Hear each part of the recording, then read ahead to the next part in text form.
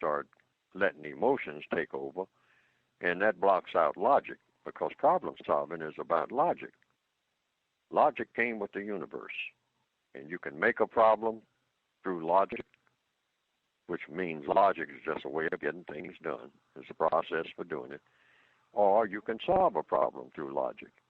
And one of the compensatory sayings is, and directives is, or suggestions is, solve problems without making any. That's a quote. That's a quote, compensatory quote. It'll be in the next volume of the book that I'm trying to assemble. The updated version of the basic book that I have out now. Solve problems without making any. And just keep that in mind. Because sometimes you can solve one problem and then you brush your hands off and say, well, we finally got that problem solved. But then you look around, and in the process of doing so, you made 5 other problems.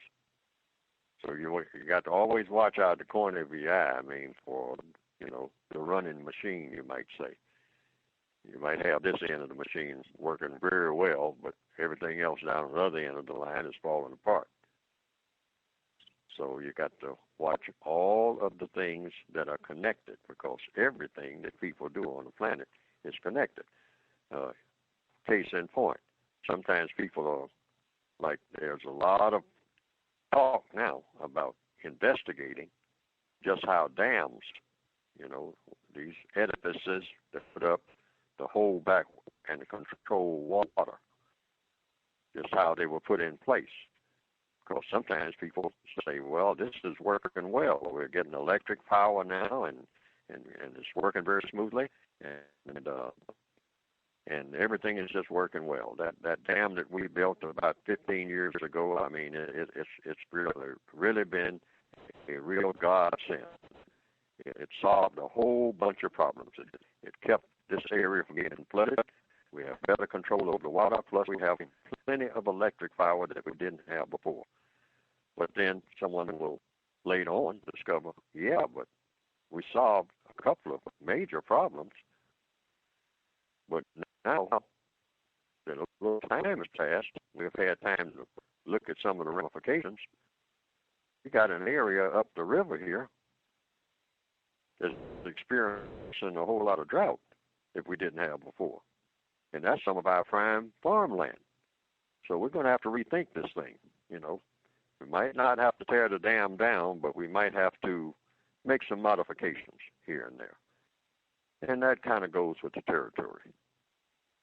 See, so that becomes, one, you solved a couple of problems, but you made another problem that might grow into a much, much, much bigger problem than you had before, because now people might be starving to death. They'll have electric power, but they won't have food. So now you don't want that to happen either. So it's just a matter of balance. Everything in the universe is about balance. And what you don't have is balance between people, because that's what justice requires. Balance between people. Nobody, not too much on one end and not enough on the other. That's how the world has been run. And a lot of people, because it helps their ego, to have, as the character said in the movie Key Largo, part played by Edward. And he was asked, do you ever think you'll get enough? He said, no, I never have. I guess I never will. So more of what? More of everything, I guess. Now, they didn't go into that much detail, but that seems to be the implication. I just want more. Doesn't make any difference whether everybody else has nothing, as long as I just keep getting more of everything. Even when I've had enough of everything, there's no such thing as enough, because I still want more. And I'll always want more. As long as there's something else to get, I want it. I want it all. And once I get it all, that's still not enough. And so people who think like that, ultimately, if given that opportunity, or you might say people who don't believe in balance, which means they're dangerous. If they're allowed to just go on and on and on in that mode of thinking and carry it out what they're thinking about. And this has been a problem all over the world since the beginning of people.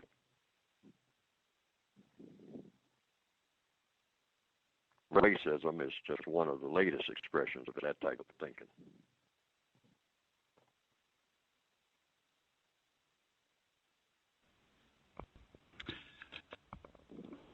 Context of white supremacy, Mr. Neely Fuller Jr. If you all are interested in dialing in, the number to dial is 760-569-7676, and the code is 564-943-pound. One of the things I wanted to ask, you're very clear, black people do not belong to a race. The only race is the white race. You've been very clear about that, emphasizing just how important that is for black people to stop saying that they belong to a race. And one of the things that I've noted, and I think this goes with that false concept of thinking that black people belong to a race, is that black people, victims of white supremacy, when they see another black person doing something that they don't think is right, even if it's, I think this person is doing something that helps the system of racism, white supremacy, they will get angry as if they have expectations that, hey, we're supposed to be the black race and we're supposed to be coordinated in what we're doing and how we're behaving. And I just think that that produces a lot of unnecessary frustration with other victims. If you can kind of not think about it in terms of, hey, we are a quote-unquote race and we should be functioning a certain way. Do you have any thoughts on that, Mr. Fuller? Well, here again, you just focus on what your ultimate goal is. The ultimate goal is not to be have what they call racial pride. That's no goal that's worthy of anybody. No person should want to be a member of a race. Race is racism. That's one thing that hasn't been explained. We need to talk about that. What is race? What is it good for? What is racism good for? Race is racism. If you're a member of a race, it means you believe in and practicing racism. That's what that means. Now, some people will say, put it in the form of, well, have racial pride. Racial pride for what? No, what you do is try to practice justice, meaning guaranteeing that no person is mistreated, and guaranteeing that the person that needs help the most gets the most constructive help.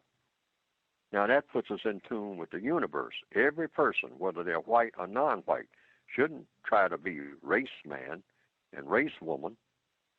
That's not a goal. That shouldn't be a goal. That's the goal of the racists.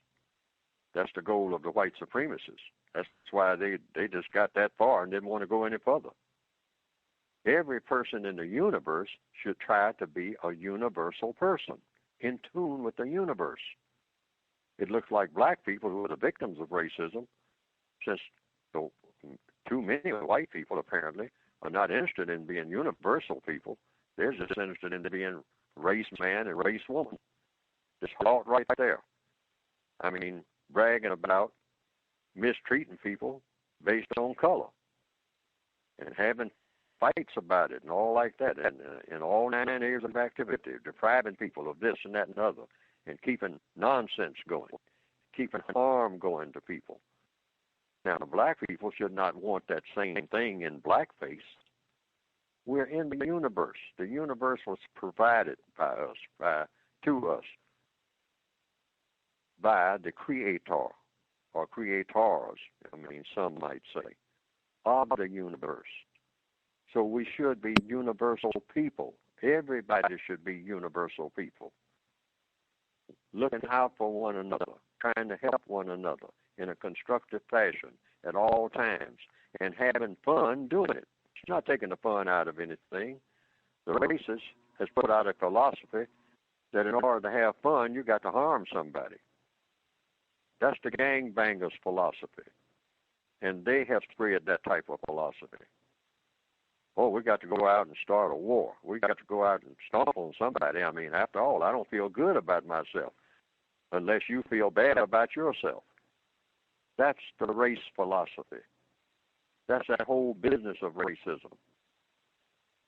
And that's that whole thing that, black people have been taught that by the white supremacists. You people need to get some race pride and then match it with my race pride. And then we get a big fight going. And, you'll try to kill me and I'll try to kill you, and we'll just try to do that forever. And then the best person win, and then the best person, the person who is the strongest, stay on top of the other person, put on their necks as long as you can, and then let it off a little bit so you can let them get on their feet just a little bit more, and then start a fight all over again. And that's a wonderful way to exist in this universe. The heck with being universal man and universal woman. Be race man. Be race woman. Always racing against something. Race against time if you don't have people. Race against space. How are you going to race against time? But they'll say that. They're just like Johnny Rocco in the movie Key Largo. I want more. More of what? More of whatever you got. Well, suppose you have everything that there is to have. I still want more. That's insanity. And they're driving everybody else crazy with that nonsense. That's maximum insanity. The white supremacists are insane, and we have bought into their values. They have made us insane. And we are going around here glorifying being black like they are glorifying being white, when neither one of us had anything to do with it. That's not a value system. According to what? Neely Fuller? No. According to logic. The logic that came with the universe. I don't think the creator of the universe appreciates this kind of nonsense at all. On their part or ours, the way we react to it. We should say in a codified manner, it doesn't make sense. Racism doesn't make sense. No, I'm not a member of no race. I was told that. I'm forced to say that. Why would I join a race where I can mistreat people based on color? Because that's all it's good for. They'll say, oh, no, well, you can have pride in your color. Why do you need to have pride in your color? That's just like having pride in your ears or your toenails. You don't have anything to do with it. If you really need pride, and you really don't, that's everybody. You don't really need pride. But you don't need to be proud about nothing.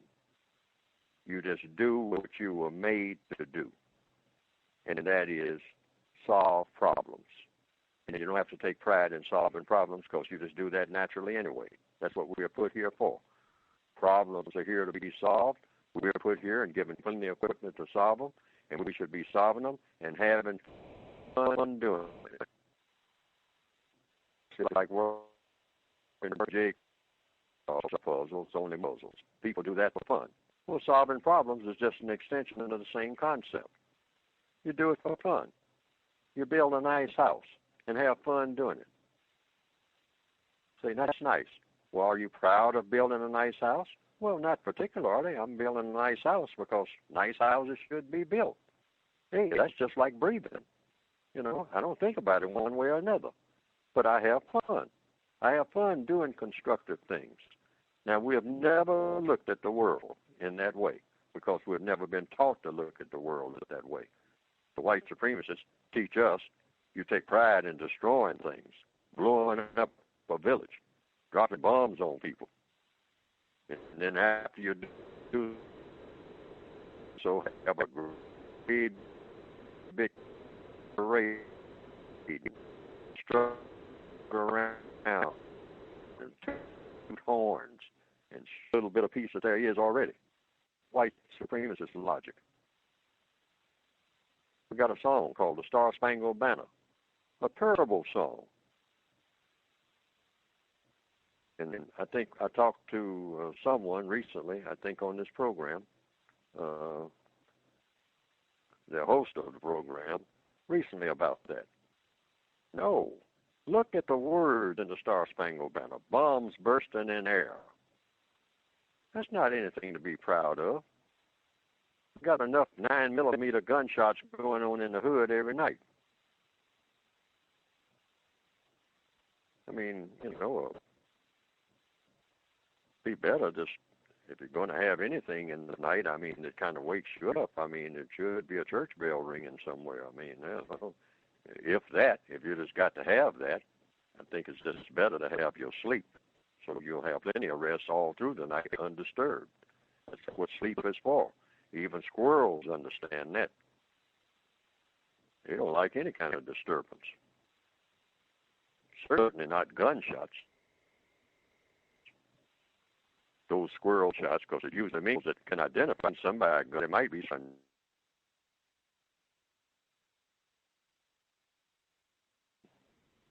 killing sport, which is what the supremacists love to do, and they teach join a gang to kill somebody. That's what it's for.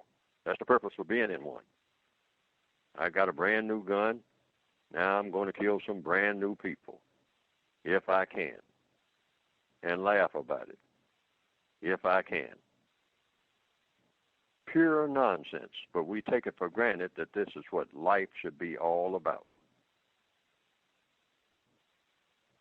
That's what counter-racist codification is supposed to be designed to eliminate and replace it with something better, and you don't have to make excuses when you do it because it makes sense.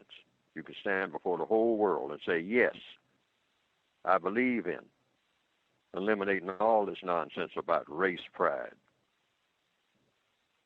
and start building something for a change.